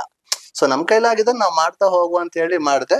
ಸೊ ಹಾಗೆ ನಡೀತಾ ಅದು ಸೊ ಕೆಲವರು ಗುರ್ತಿಸಕ್ ಸ್ಟಾರ್ಟ್ ಮಾಡಿ ನಮ್ನ ಸಹಾಯ ಕೇಳ್ಕೊ ಬಂದಾಗ ಅದು ಸ್ವಲ್ಪ ದೊಡ್ಡದಾಗಿನೇ ಸ್ಟಾರ್ಟ್ ಆಯ್ತು. ಸೊ ಅಲ್ಲಿಂದ ಮುಂದೆ ನಾವು ಏನ್ ಮಾಡಿದ್ವಿ ಅಂದ್ರೆ, ಕೊಡಗಲ್ಲಿ ನಮ್ಮ ಕೊಡಗಿನ ಗೌಡ ಕಮ್ಯುನಿಟಿಗೆ ಎಸ್ಪೆಷಲಿ ಕ್ರಿಕೆಟ್ ಮಾಡ್ಬೇಕು, ಅವ್ರನ್ನ ಮುಂದಕ್ಕೆ ತರಬೇಕು ಅಂತ ಹೇಳಿ ಗೌಡ ಯುವ ವೇದಿಕೆ ಅವ್ರು ಶುರು ಮಾಡಿದ್ರು. ಸೊ ಆ ಸಂದರ್ಭನ ನಾನು ನಮ್ಮವರು ಹುಡುಗರು ಬೆಳಿಲಿ ಅವ್ರಿಗೆ, ಯಾಕಂದ್ರೆ ನಮ್ಮಲ್ಲೆಲ್ಲ ಟೆನ್ನಿಸ್ ಬಾಲ್ ಆಡೋದು. ಸೊ ಅದನ್ನ ನಾವು ಮುಂದಕ್ಕೆ ತಗೊಂಡೋಗುವ ಅಂತ ಹೇಳೋ ಉದ್ದೇಶದಿಂದ ನಾನು ಫಸ್ಟ್ ಇಯರ್ ಅಲ್ಲಿ 1 ಟೀಮ್ ಪರ್ಚೇಸ್ ಮಾಡಿದೆ, 2ನೇ ವರ್ಷ 2 ಟೀಮ್ ಪರ್ಚೇಸ್ ಮಾಡಿದೆ. ಹಾಗೆ ಒಂದು ಮಹಿಳಾ ತಂಡಕ್ಕೂ ಅವ್ರಿಗೂ ಒಂದು ಸಹಾಯ ಇರ್ಲಿ ಅಂತ ಹೇಳಿ ಅದು ಒಂದು ತಂಡ ತಗೊಂಡೆ. ಇದರಲ್ಲಿ ಯಾವುದೇ ಹಣಕಾಸಿನ ಲಾಭ ಇಲ್ಲ. ಇದು ನಮ್ಮ ಹುಡುಗರು ಮುಂದಕ್ಕೆ ಬರ್ಲಿ, ಅವ್ರಿಗೊಂದು ಸಹಾಯ ಆಗ್ಲಿ, ಕೊಡಗಿನ ಅವ್ರಿಗೆ ಕ್ರೀಡಾಪಟುಗಳನ್ನ ಪ್ರೋತ್ಸಾಹ ಮಾಡೋ ನಿಟ್ಟಿನಲ್ಲಿ ಪ್ರೋತ್ಸಾಹ ನಿಟ್ಟಿನಲ್ಲಿ ಅದನ್ನ ಮಾಡ್ತಾ ಬಂದೆ. ಅದು ಇವಾಗ ಬೇರೆ ಎಲ್ಲಾ ಕೊಡಗಿನಲ್ಲಿ ಎಲ್ಲಾ ಕ್ರೀಡಾಕೂಟ ನಡೆಸೋರು ಸತನು ಇವಾಗ ನನ್ನ ಹತ್ರ ಬಂದು ನಿಮ್ಮ ಕೈಲಾದ ಸಹಾಯ ಮಾಡಿ ಅಂತ ಕೇಳಿದ್ರೆ ನಾನು ಎಲ್ರಿಗೂ ಮಾಡ್ತಾ ಇದ್ದೀನಿ. ಇವಾಗಲೂ ಮಾಡ್ತಾ ಇದ್ದೀನಿ, ನಾಳೆನೂ ಮಾಡ್ತೀನಿ, ಮುಂದಕ್ಕೂ ಮಾಡ್ತಾನೆ ಇರ್ತೀನಿ. ಅದು ಅಂದ್ರೆ ನನ್ನ ಇದರಲ್ಲಿ ನನಗೆ ಸ್ಪೋರ್ಟ್ಸ್ ಅನ್ನೋದು ರಕ್ತಗತವಾಗಿ ಬಂದ್ಬಿಟ್ಟಿದೆ. ನಾನು ಕಾಲೇಜ್ ಡೇಸ್ ಇಂದನೂ ನಾನು ಆಡ್ಕೊಂಡೇ ಬಂದಿದ್ದೀನಿ. ನೀವು ಮೂಲತಃ ನಿಮ್ದು ಬ್ಲಡ್ ಅಲ್ಲಿ ಸ್ಪೋರ್ಟ್ಸ್ ಇದೆ. 100% ಸ್ಪೋರ್ಟ್ಸ್ ಇದೆ. ಆವಾಗ ನಮ್ಗೆ ಆ ಸಂದರ್ಭದಲ್ಲಿ ನಮಗೆ ಮನೆ ಕಡೆ ಅಷ್ಟೊಂದು ಸಹಾಯ ಇಲ್ಲದ್ರಿಂದ ಅದು ಈಗಿನ ಮಕ್ಕಳಿಗೆ ಆಗ್ಬಾರ್ದು ಅನ್ನೋ ಒಂದು ಉದ್ದೇಶದಿಂದ ಇವಾಗ ಯಾರಿಗೆ ಆ ಸ್ಪೋರ್ಟ್ಸ್ ಅಲ್ಲಿ ಇಂಟ್ರೆಸ್ಟ್ ಇದೆ ಅವ್ರಿಗೆ ಸಹಾಯ ಮಾಡ್ತಾ ಬಂದಿದ್ದೀನಿ. ಅಲ್ಲ, ಇವಾಗ ಸರ್ಕಾರ ಸಮಾಜಕ್ಕೆ ಕೊಡಬೇಕು ಅಂತ ಮೀಸಲಿಟ್ಟ ದುಡ್ಡನ್ನೇ ಕದಿಯುವಂತ ರಾಜಕಾರಣಿಗಳ ಕಾಲ ಇದು. ಅಂತವ್ರೆ ನೀವು ಕಷ್ಟಪಟ್ಟು ದುಡಿದು ನಿಮ್ಮ ಮಗನಿಗೂ ನಿಮ್ಮ ಶ್ರೀಮತಿಯವ್ರಿಗೆ ಇಡ್ಬೇಕಂತ ಪಾಲದು. ಲೀಗಲ್ ಆಗಿ ಟೆಕ್ನಿಕಲ್ ನೋಡಿದ್ರೆ ನಿಮ್ ಕುಟುಂಬಕ್ಕಿರೋ ಪಾಲನ್ನ ನೀವು ಅದನ್ನ ಸಮಾಜಕ್ಕೆ ಹಂಚ್ತೀರಿ ಅಂದ್ರೆ, ಸೊ ಈ ಮನಸ್ಥಿತಿಯಲ್ಲಿ ರಾಜಕಾರಣಿಗಳಿಗಿಂತ ನೀವು ತುಂಬಾ ವೇಗವಾಗಿ ಮತ್ತೆ ಈ ಸಮಾಜ ಸೇವೆಯಲ್ಲಿ ತೊಡಗಿಸ್ಕೊಂಡಿದ್ದೀರಿ. ಅದು ಆಕ್ಚುಲಿ ರಾಜಕಾರಣಿಗಳು ಮಾಡ್ಬೇಕು ಇದನ್ನ, ಬಟ್ ಅವ್ರು ಮಾಡ್ತಾ ಇಲ್ಲ. ಬಟ್ ನಮಗೆ ನಾನು ಮೊದ್ಲೇ ಹೇಳ್ದಾಗೆ ನಮ್ದು ಸಮಾಜ ಬೆಳೀತಾ ಬರ್ಬೇಕು. ಈಗಿನ ಯುವಶಕ್ತಿ ಬೆಳೆದ್ರನೆ ಮುಂದೆ, ಇವಾಗ ಮೋದಿ ಅವ್ರ ಕನ್ಸು ಏನಿದೆ ನವಭಾರತ ಆಗ್ಬೇಕು, ಈ ತರ ಅದಾಗ್ಬೇಕು ಅಂದ್ರೆ ನಾವು ಈಗಿನ ಯುವಕರು ಮುಂದೆ ಬರ್ಬೇಕು. ಅದಕ್ಕೆ ಆಮೇಲೆ ಆಸ್ಪದ ಸ್ವಲ್ಪ ಕಡಿಮೆ, ಬಟ್ ನಾವು ನಮ್ಮ ಕೈಲಾದ ಅಳಿಲು ಸೇವೆನ ನಾವು ಮಾಡ್ಕೊಂಡು ಬರ್ತಾ ಇದೀವಿ, ಮುಂದಕ್ಕೂ ಮಾಡ್ತೀವಿ. ಅಂದ್ರೆ ದೇಶದ ಪ್ರಧಾನಿ ನರೇಂದ್ರ ಮೋದಿ ಅವರ ಕನಸನ್ನ ಸಾಕಾರಗೊಳಿಸೋದಕ್ಕೆ ನೀವು ಕೂಡ ಒಂದು ಅಳಿಲು ಸೇವೆಯಲ್ಲಿ ತೊಡಗಿಸ್ಕೊಂಡಿದ್ದೀರಿ. ಈ ಬೆಂಗಳೂರದ ಉದ್ಯಮ, ನೀವು ಏನು ಉದ್ಯಮ ಮಾಡ್ತೀರಿ ಬೆಂಗಳೂರಲ್ಲಿ? ನಾನು ಆಕ್ಚುಲಿ ಇಲ್ಲಿ ಅಡ್ವರ್ಟೈಸಿಂಗ್ ಕಂಪನಿ ಇದ್ ಮಾಡಿದ್ದೀನಿ. ಸೊ ಇದರಲ್ಲಿ ನಮ್ದು ಆಕ್ಚುಲಿ ಮೇಜರ್ ಆಗಿ ನಾವು ಕಾರ್ಪೊರೇಟ್ ಕ್ಲೈಂಟ್ ಅವರಿಗೆ ಬೇಕಾದ ಹೋರ್ಡಿಂಗ್ಸ್ ಇರ್ಬೋದು, ಈವೆಂಟ್ಸ್ ಇರ್ಬೋದು, ಇದನ್ನ ನಾವು ಮಾಡ್ಕೊಂಡು ಬರ್ತಾ ಇದ್ದೀವಿ. ಸೊ ನಾನು ಮೊದಲು ಕೆಲವು MNC ಕಂಪನಿಗಳು ವರ್ಕ್ ಮಾಡ್ತಾ ಇದ್ದೆ. ಸೊ ನನ್ನ ಹಾನೆಸ್ಟಿ ಮತ್ತೆ ನನ್ನ ಹಾರ್ಡ್ ವರ್ಕ್ ನೋಡಿ ನಾನು ಸ್ವಂತ ಕಂಪನಿ ಓಪನ್ ಮಾಡಿದಾಗ ಅವ್ರುಗಳೇ ಬಂದು ನಾನು ಅವ್ರನ್ನ ಅಪ್ರೋಚೇ ಮಾಡಿಲ್ಲ. ಯಾಕಂದ್ರೆ ಕಂಪನಿ ರೂಲ್ ಪ್ರಕಾರ ನಾವು ಕೆಲಸ ಮಾಡುವಾಗ ಮಾಡ್ತಿರೋ ಕ್ಲೈಂಟ್ ನ ಹೋಗಿ ಅಪ್ರೋಚ್ ಮಾಡಿದ್ರೆ ಅದು ನಾವು ಆ ಕಂಪನಿಗೆ ಮಾಡಿದ ದ್ರೋಹ ಆಗುತ್ತೆ. ಬಟ್ ನಿಮ್ಮನ್ನ ಮಾಡಿದ ಕಂಪನಿ ದ್ರೋಹ ಆಗುತ್ತೆ. ಸೊ ನಾವು ಅದನ್ನ ಆತರ ಹೋಗ್ಲೇ ಇಲ್ಲ. ಬಟ್ ಕ್ಲೈಂಟ್ಸೇ ಅವರೇ ನಮ್ಮನ್ನ ಕರೆದು, ನೀನ್ ಚೆನ್ನಾಗಿ ಮಾಡ್ತಾ ಇದ್ದೆ, ನಮ್ಗೆ ಹೆಸರು, ಕಂಪನಿ ಹೆಸರಿಗಿಂತ ಪ್ರಸನ್ನ ಅನ್ನೋ ಒಂದು ಹೆಸರು ತುಂಬಾ ಇಂಪಾರ್ಟೆಂಟ್. ಅಂದ್ರೆ ನೀನ್ ಮಾಡಿರೋ ಕೆಲಸ 10-12 ವರ್ಷ ನಾನು ಬೇರೆ ಮಲ್ಟಿನ್ಯಾಷನಲ್ ಕಂಪನಿ ಮಾಡ್ತಾ ಇದ್ದಾಗ ಅದನ್ನ ನೋಡಿ ಅವರೇ ಕರೆದು ನನಗೆ ಬಿಸ್ನೆಸ್ ಕೊಡಕ್ ಸ್ಟಾರ್ಟ್ ಮಾಡಿದ್ರು. ಸೊ ಅದು ಹಾಗೆ ಕಂಟಿನ್ಯೂ ಆಗಿ ಇವಾಗ್ಲೂ ಅದನ್ನೇ ಕಂಟಿನ್ಯೂ ಆಯ್ತದೆ. ಇದು ಜಸ್ಟ್ ನನ್ನ ಪ್ರಾಮಾಣಿಕತೆ ಮತ್ತು ಹಾರ್ಡ್ ವರ್ಕಿಗೆ ಸಿಕ್ಕಿದ ಪ್ರತಿಫಲ. ಅಂದ್ರೆ 12-13 ವರ್ಷದಿಂದ ಈ ಕಂಪನಿಯಲ್ಲಿ ತೊಡಸ್ಕೊಂಡಿದ್ದೀರಿ. ಈಗ ಅಡ್ವರ್ಟೈಸ್ಮೆಂಟ್ ಕಂಪನಿಯಲ್ಲಿ ಈ ಹುಡುಗನಿಗೆ ಇಷ್ಟು ಲಾಭ ಬರುತ್ತಾ, ಹೆಂಗ್ ಸಮಾಜಕ್ಕೆ ಕೊಡ್ತಾನೆ ಅಂತ ಕೇಳ್ತಾರಲ್ಲ. ಇಲ್ಲಿ ಲಾಭ ಬರೋದು ಅನ್ನೋದಕ್ಕಿಂತ ಜಾಸ್ತಿ ನಮಗೆ ಕೊಡುವ ಮನಸ್ಥಿತಿ ಬೇಕು. ಸೊ ಅದನ್ನ ನಾನು ಬೆಳೆಸ್ಕೊಂಡಿದ್ದೀನಿ. ನನಗೆ ಬರೋದಲ್ಲಿ ಒಂದು ಪಾಲು ಬಂದ್ರು ಕೂಡ ಅದರಲ್ಲಿ ಸ್ವಲ್ಪ ಕೊಡೋಣ. ಹೌದೌದು, ನಾನು ಅದೇ ಹೇಳ್ದೆ, ನಮ್ಮ ಕೈಲಿ ಆನೆ ಸೇವೆ ಮಾಡಕ್ಕಾಗದಿರೋ ಅಳಿಲು ಸೇವೆ ಅಂತೂ ಮಾಡ್ಬೋದು. ಸೊ ಅದನ್ನ ನಾನು ಮಾಡ್ತಾ ಇದ್ದೀನಿ. ಸೊ ಆ ಒಂದು ಒಳ್ಳೆತನದಿಂದ ನನಗೆ ದೇವರು ಎಲ್ಲಾ ಕಡೆಯಿಂದನೂ ಎಲ್ಲ ಆಪರ್ಚುನಿಟಿಗಳು ಬರ್ತಾ ಇದೆ. ಕೆಲಸಗಳು ಜಾಸ್ತಿನೇ ಆಯ್ತಾ ಇದೆ ಹೊರತು ಕಡಿಮೆ ಆಯ್ತಾ ಇಲ್ಲ. ನಾನು ಎಷ್ಟು ಸಹಾಯ ಮಾಡ್ತಾ ಇದ್ದೀನಿ ಅಷ್ಟು ನನಗೆ ದೇವರು ನನಗೆ ವಾಪಸ್ ಇನ್ ಟರ್ಮ್ಸ್ ಆಫ್ ಬಿಸ್ನೆಸ್ ಅಲ್ಲಿ ವಾಪಸ್ ಕೊಡ್ತಾ ಇದ್ದಾರೆ. ಆಯ್ತು, ಅದು ಹಿರಿಯರು ಕೂಡ ಹೇಳ್ತಾರೆ, ದೇವರಿಗೆ ನಾವು ಸಮಾಜಕ್ಕೆ ಏನ್ ಕೊಟ್ಟರು ಅದು ಡಬ್ಬಲ್ ನಮ್ಗೆ. ಯಾರು ಯಾರಿಗೆ ಸಮಸ್ಯೆ ಇದೆಯೋ, ಯಾರು ಶೋಷಿತ ವರ್ಗ ಇದ್ದಾರೋ, ಯಾರಿಗೆ ಸಹಾಯದ ಅವಶ್ಯಕತೆ ಇದೆಯೋ ಅವನಿಗೆ ನಾವು ಇನ್ ಟೈಮಲ್ಲಿ ಸಹಾಯ ಮಾಡಿದಾಗ ಅವ್ರು ಮಾಡೋ ಪ್ರಾರ್ಥನೆ ನಮ್ಗೆ ಡಬಲ್ ಕೊಡುತ್ತೆ ಅನ್ನೋ ಮಾತು ಹಿರಿಯರು ಹೇಳ್ತಾರೆ. ಅದನ್ನು ಕೂಡ ನೀವು ಪುನರಾವರ್ತನೆ ಮಾಡಿದ್ದೀರಿ. ಈಗ ನೀವು ಇಲ್ಲಿ ಬೆಂಗಳೂರಲ್ಲಿ ಇದ್ದೀರಿ, ಕೊಡಗಿನ ಸಮಸ್ಯೆಗಳು ಹೆಂಗೆ ನಿಮ್ಮ ಅವ್ರಿಗೆ ಅರಿವಿಗೆ ಬರುತ್ತೆ? ನೀವು ಅಲ್ಲಿ ಬಂದು ಸಹಾಯ ಮಾಡ್ತೀವಿ, ಹೆಂಗ್ ಅರಿವಿಗೆ ಬರುತ್ತೆ ನಿಮ್ಗೆ? ನಾನ್ ಕೊಡಗಿಗೆ ಒಂದ್ ತಿಂಗಳಲ್ಲಿ ಮಿನಿಮಮ್ 2 ರಿಂದ 3 ಸತಿ ಎಲ್ಲಾ ಫಂಕ್ಷನ್ಗಳು ಅಟೆಂಡ್ ಆಯ್ತೀನಿ. ಅಲ್ಲಿ ಸಾವುಗಳಿರ್ಬೋದು ಅಥವಾ ಪೂಜೆ ಇರ್ಬೋದು, ಯಾರೇ ಕರೆದ್ರು ನಮ್ಮ ಊರಲ್ಲಿ ಏನು ಒಳ್ಳೇದ್ ಕೆಟ್ಟದಕ್ಕೆ ನಮ್ಮ ಊರಿಗೆ ಬರ್ತೀರಿ. ನಮ್ಮ ಊರಿಗೆ ನಾನು ಎಲ್ಲದಕ್ಕೂ ನಾನು ಇರ್ತೀನಿ, ಬಂದೇ ಬರ್ತೀನಿ. ಸೊ ನನಗೆ ಒಂದು ಇನ್ಫಾರ್ಮೇಶನ್ ಸಿಕ್ಕಿದ್ರೆ ನಾನು ಅಲ್ಲಿ ಖಂಡಿತವಾಗ್ಲೂ ಇರ್ತೀನಿ. ಇನ್ ಕೇಸ್ ಆಗಲ್ಲ ಅಂದ್ರೆ ನಾನು ಅಡ್ವಾನ್ಸ್ ಆಗಿ ಇನ್ಫಾರ್ಮೇಶನ್ ಕೊಡುವಂತ ಟೀಮ್ ಅನ್ನ ಬೆಳೆಸ್ಕೊಂಡಿದ್ದೀರಾ? ಹೌದು, ಖಂಡಿತವಾಗ್ಲು ನಮ್ಮ ಕಸಿನ್ಸ್ ಇರ್ಬೋದು, ಊರಲ್ಲಿ ನಮ್ ಜೊತೆ ಓದಿದ ಫ್ರೆಂಡ್ಸ್ ಗಳಿರ್ಬೋದು, ತುಂಬಾ ಜನ ಇದ್ದಾರೆ ಆಕ್ಚುಲಿ. ತುಂಬಾ ಜನ. ಇದ್ದಾರೆ. ಯಾಕಂದ್ರೆ ನಾವು ಮಾಡೋ ಒಳ್ಳೆ ಕೆಲ್ಸಕ್ಕೆ ಪ್ರತಿಫಲ ತಡವಾದ್ರೂ ಅದು ಬಂದೇ ಬರುತ್ತೆ. ಆ ನನ್ನ ಹಾರ್ಡ್ ವರ್ಕ್ ಅಥವಾ ನಾನು ಬೆಳೆಸ್ಕೊಂಡಿರುವ ಫ್ರೆಂಡ್ಶಿಪ್ ಇಂದ ನನಗೆ ಎಲ್ಲಾ ಇನ್ಫಾರ್ಮೇಶನ್ ಹೌದು. ಇತ್ತೀಚಿನ ದಸರಾದಲ್ಲಿ ಕೂಡ ನಿಮ್ಮ ಹೆಸರನ್ನ ನಾವು ಕೇಳ್ಪಟ್ವಿ. ಜೊತೆಗೆ ಈಗ ಹಿಂದೆ ಕೂಡ ನಮ್ಮ ಭಾಗಮಂಡಲದಲ್ಲಿ ಕೆಸರಗದ್ದೆ ಕ್ರೀಡಾಕೂಟ ಆದಾಗ ನೀವು ಸಂಸದ ಯದೂರ್ ಜೊತೆ ನೀವು ಗುರ್ಸ್ಕೊಂಡಿದ್ರಿ. ಹೌದು ಅಲ್ವಾ? ಸೊ ನೀವು ವೇದಿಕೆಗಳ ಸಮಾಜಮುಖಿ ಕೆಲಸ ಮಾಡ್ಕೊಂಡು ವೇದಿಕೆಗಳನ್ನ ಕೂಡ ನೀವು ಹಂಚ್ಕೊಳ್ತಾ ಇದ್ರಿ. ಹೌದು. ಹೇಗ್ ಸಾಧ್ಯ? ಇವಾಗ ನೀವು ಇಲ್ಲಿ ಬಿಸಿ ಇರ್ತೀರಿ, ಅಲ್ಲಿ ಬರೋದು ಹೆಂಗೆ? ವೀಕೆಂಡ್ ಅಲ್ಲಿ ಬರ್ತೀರಾ ಅಥವಾ ಇಲ್ಲ, ನಾನು ಸ್ಪೋರ್ಟ್ಸ್ ಅಂದ್ರೆ ನಾನು ಮೊದ್ಲೇ ಹೇಳ್ದಾಗೆ ತುಂಬಾ ಇಂಟ್ರೆಸ್ಟ್. ಸೊ ಏನೇ ಸ್ಪೋರ್ಟ್ಸ್ ಇದ್ರು, ಎಲ್ಲೇ ಇದ್ರು ಅವ್ರು ಕರೆದ್ರೆ ನಾನು ಖಂಡಿತವಾಗ್ಲು ಬರ್ತೀನಿ. ಸೊ ನಾನು ಆಕ್ಚುಲಿ ಇಲ್ಲಿ ಸಹಾಯ ಹಸ್ತ ಮಾಡೋದು ಒಂದು, ಎರಡನೇದಾಗಿ ಪರ್ಸನಲ್ ಆಗಿ ನಾವು ಅವ್ರ ಜೊತೆ ಇರೋದು ತುಂಬಾ ಇಂಪಾರ್ಟೆಂಟ್. ಹಣ ಮುಖ್ಯ ಅಲ್ಲ, ಹಣ ಯಾರ್ ಬೇಕಾದ್ರೂ ಕೊಡ್ಬೋದು, ಮಾಡ್ಬೋದು. ಬಟ್ ಪರ್ಸನಲ್ ಆಗಿ ಅವ್ರ ಜೊತೆ ಇದ್ದು ಅವ್ರ ಪ್ರಾಬ್ಲಮ್ ಅರ್ಥ ಮಾಡ್ಕೊಂಡು ಅವ್ರ ಜೊತೆಲಿ ನಿಂತು ಕೆಲಸ ಮಾಡಿ ಇದ್ ಮಾಡೋದು ತುಂಬಾ ಇಂಪಾರ್ಟೆಂಟ್ ಆಗುತ್ತೆ. ಸೊ ಅದರಿಂದನೇ ನನಗೆ ಆ ಫ್ರೆಂಡ್ಶಿಪ್ ಗ್ಯಾಂಗ್ ಅನ್ನೋದೇನಿದೆ ಅದು ತುಂಬಾ ದೊಡ್ಡದಾಗಿ ಬೆಳೆದಿದೆ. ಅದೇ ಈಗ ನಾವು ವಿಚಾರಿಸಿದಾಗ ನಮಗೂ ಕೇಳ್ಪಟ್ಟಿದ್ದು ಯುವಕರ ಮಧ್ಯೆ ಒಂದ್ ಸ್ವಲ್ಪ ಫೆಮಿಲಿಯರ್ ಆಗಿದ್ದಾರೆ. ಎಡಿಕೇರಿ ದಿನೇಶ್ ಅಂದ್ರೆ ಈಗ ಯುವಕರಿಗೆ ಅಚ್ಚುಮೆಚ್ಚು, ಅದು ಈ ಕ್ರೀಡಾಕೂಟಗಳನ್ನ ಮಾಡೋರಿಗೆ ಅಚ್ಚುಮೆಚ್ಚು. ಏನಕ್ಕೆ ಡೊನೇಷನ್ ಕೊಡೋದಕ್ಕ ಅಥವಾ ಹಾರ್ಟ್ಲಿ ಅವ್ರು ನಿಮ್ಗೆ ಕ್ಲೋಸ್ ಆಗಿ? ಇಲ್ಲ, ಇಲ್ಲಿ ಡೊನೇಷನ್ ಕೊಡೋದನ್ನಕ್ಕಿಂತನೂ ಪರ್ಸನಲಿ ಹೋಗಿ ಅವ್ರ ಜೊತೆ ಸೇರ್ಕೊಂಡು ಕೆಲಸ ಮಾಡಿ ಅವರಿಗೆ ಈ ತರ, ಯಾಕಂದ್ರೆ ನಾನು ಅಡ್ವರ್ಟೈಸ್ಮೆಂಟ್ ಫೀಲ್ಡ್ ಅಲ್ಲಿ ಇರೋದನ್ನ ಅದನ್ನ ಹೇಗ್ ಪ್ರಮೋಟ್ ಮಾಡ್ಬೇಕು ಅಥವಾ ಯಾವ ತರದಲ್ಲಿ ಆರ್ಗನೈಸ್ ಮಾಡ್ಬೇಕು ಅನ್ನೋ ನನ್ನ ಸಲಹೆ ಸೂಚನೆಗಳನ್ನ ಕೊಡ್ತಾ ಇರ್ತೀನಲ್ಲ, ಅದು ಅವ್ರಿಗೆ ತುಂಬಾ ಇಷ್ಟ ಆಯ್ತು. ಮತ್ತೆ ನಾವು ಅವ್ರ ಜೊತೆ ಒಡನಾಟಗಳು ಏನಿದೆ ಅದು ಅವರಿಗೆ ಇಷ್ಟ ಆಗಿದೆ. ಹಂಗಾಗಿ ಆದ್ರಿಂದ ಅವರು ಏನೇ ಇದ್ರು ನಮಗೆ ಕಾಲ್ ಮಾಡಿ ಇನ್ಫಾರ್ಮೇಶನ್ ಹೇಳ್ತಾರೆ, ಹಾಗೂ ನಮ್ಮ ಜೊತೆ ಸೇರಿಸ್ಕೊಂಡು ಕೆಲಸ ಮಾಡ್ತಾರೆ. ಈಗ ನೀವು ನಿಮ್ ಸಂಸ್ಥೆ ಬೆಂಗಳೂರಲ್ಲಿ ಮಾತ್ರ ಇದೆಯಾ ಅಥವಾ ನೀವು ಬೇರೆ ಕಡೆ? ಇಲ್ಲ, ನಮ್ಮ ಸಂಸ್ಥೆ ಆಕ್ಚುಲಿ ಬೆಂಗಳೂರಲ್ಲಿ ಹೆಡ್ ಆಫೀಸ್ ಇದೆ. ಸೊ ಅಕ್ರಾಸ್ ಇಂಡಿಯಾ ಎಲ್ಲಾ ಕಡೆನೂ ನಮ್ಮ ಆಫೀಸ್ ಅಲ್ಲಿ ಕ್ಲೈಂಟ್ ಅಟೆಂಡ್ ಮಾಡ್ತೀವಿ. ಹಾಗೆ ನಮ್ಮವರು ಇದ್ದಾರೆ, ಎಲ್ಲಾ ಕಡೆನೂ ಇದ್ದಾರೆ. ಎಲ್ಲಾ ಕಡೆನೂ ಒಂದು ವರ್ಕ್ ಫ್ರಮ್ ಹೋಮ್ ತರ ಇದೆ. ಅಕ್ರಾಸ್ ಇಂಡಿಯಾ ಅಂದ್ರೆ ಎಷ್ಟು ರಾಜ್ಯಗಳಲ್ಲಿ ನಿಮ್ಮವರು? ಎಲ್ಲ 26-27 ರಾಜ್ಯಗಳಲ್ಲೂ ನಮ್ದು ಇದೆ. So work from fees work ಅಲ್ಲಿ ಮಾಡ್ತಾರೆ ಅಥವಾ ಫುಲ್ ಟೈಮ್ ಮಾಡೋರು? ಫುಲ್ ಟೈಮ್ ಮಾಡೋರು ಇದ್ದಾರೆ. ಕೆಲವು ಟೈರ್ 2 ಟೌನ್ಸ್ ಗಳಲ್ಲಿ ಇದಲ್ಲಿ ಏನು ಆಸ್ ಅಂಡ್ ವೆನ್ ಕೆಲಸ ಯಾವಾಗ ಬರುತ್ತೆ ಆ ಟೈಮಲ್ಲಿ ಕೆಲಸ ತಗೊಂಡ್ ಮಾಡ್ತಾರೆ. ಅದು ನಾನು ವರ್ಕ್ ಮಾಡ್ತಿದ್ದಾಗ ನಾನು ಬೆಳೆಸಿದಂತ ನೆಟ್ವರ್ಕ್ ಅದು. ಸೊ ಅದು ನನಗೆ ಸಪೋರ್ಟ್ ಮಾಡ್ತಾ ಇದ್ದಾರೆ. ಯಾಕಂದ್ರೆ ಅವಾಗ ನಾನು ಅವರಿಗೆ ಆ ಕ್ಲೈಂಟ್ಸ್ ಹ್ಯಾಂಡಲ್ ಮಾಡೋ ಟೈಮಲ್ಲಿ ಏನು ಪೇಮೆಂಟ್ಸ್ ಆಗಿರ್ಬೋದು ಅಥವಾ ಅವರ ವರ್ಕ್ ಆರ್ಡರ್ಗಳಿರ್ಬೋದು ಅಥವಾ ಅವ್ರ ಸಮಸ್ಯೆಗಳಿಗೆ ಸ್ಪಂದನೆ ಮಾಡೋದಿರ್ಬೋದು, ಇದರಿಂದ ನಾನು ಅವ್ರ ಜೊತೆ ತುಂಬಾ ಒಡನಾಟ ಇಟ್ಕೊಂಡ್ರಿಂದ ಅದು ಒಳ್ಳೆ ನೆಟ್ವರ್ಕ್ ಆಗಿ ಬೆಳೆದಿದೆ. ಈಗ ನೀವು ಕೊಡಗಿನಿಂದ ಬೆಂಗಳೂರು ಬಂದ್ರಿ. ಬೆಂಗಳೂರಲ್ಲಿ ನಿಮ್ದೇ ಆದ ಒಂದು ಸಣ್ಣ ಸಾಮ್ರಾಜ್ಯವನ್ನು ಕಟ್ಕೊಂಡ್ರಿ. ಆ ಸಾಮ್ರಾಜ್ಯದ ಮೂಲಕ ನೀವು ಕೊಡಗಿಗೆ ಸಹಾಯ ಹಸ್ತವನ್ನು ಚಾಚ್ತಾ ಇದ್ದೀರಾ. ಈಗ ಬೆಂಗಳೂರಲ್ಲಿ ಉದ್ಯಮವನ್ನು ಮಾಡಿದಿರಿ. ಕೊಡಗಲ್ಲಿ ಏನಾದ್ರು ಉದ್ಯಮ ಮಾಡ್ತೀರಾ ಅಥವಾ ಮಾಡೋ ಪ್ಲಾನ್ ಇದೆಯಾ ಅಥವಾ ನೀವು ಮಾಡೋದಕ್ಕೆ ಚಿಂತನೆಗಳಿದಾವ ನಿಮ್ಮ ಹತ್ರ? ಹೌದು, ಖಂಡಿತವಾಗ್ಲು. ಕೊಡಗಿನಲ್ಲಿ ನಾವು ಆಕ್ಚುಲಿ ಅಲ್ಲಿನ ಯುವತಿಯರಿಗಾಗಿ ಏನಾದ್ರೂ ಒಂದು ಅವ್ರನ್ನ ಮುಂದೆ ತರಕ್ಕೋಸ್ಕರ ಯಾರು ಬೇಕಾದ್ರು ಅಂದ್ರೆ ಎಸ್ಪೆಷಲಿ ನಾವು ಮುಂದಿನ ಪೀಳಿಗೆನೆ ಬೆಳೆಸಬೇಕು. ಅದಕ್ಕೋಸ್ಕರ ಯುವಕ ಯುವತಿ ಅಂತ ಮೆನ್ಷನ್ ಮಾಡಿದೆ. ನರೇಂದ್ರ ಮೋದಿ ಕನಸನ್ನ ಸಾಕಾರಗೊಳಿಸೋದಕ್ಕೆ ನನ್ನ ಪ್ರಯತ್ನ ಸಾಗ್ತಾ ಇರ್ತದೆ. ಹೌದು. ಸೊ ನಾವು ಯಾವಾಗ ಇವಾಗ ನಾವು ವಯಸ್ಸಾದವರ ಅನುಭವ ತಗೋಬಹುದು, ಆದ್ರೆ ಅವರು ಈಗಿನ ಜನರೇಷನ್ಗೆ ಅಡ್ಜಸ್ಟ್ ಆಗೋದು ಸ್ವಲ್ಪ ಕಷ್ಟ. ಆದ್ರೆ ಅದೇ ನಮ್ಗೆ ಹೊಸ ಪೀಳಿಗೆನ ನಾವು ಅವ್ರನ್ನ ಈ ತರ ಅಂತ ಗೈಡ್ ಮಾಡಿದ್ರೆ ಅವ್ರನ್ನ ನಾವು ಮುಂದಿನ ನವಭಾರತಕ್ಕೆ ಸಿದ್ಧ ಮಾಡ್ಬೋದು.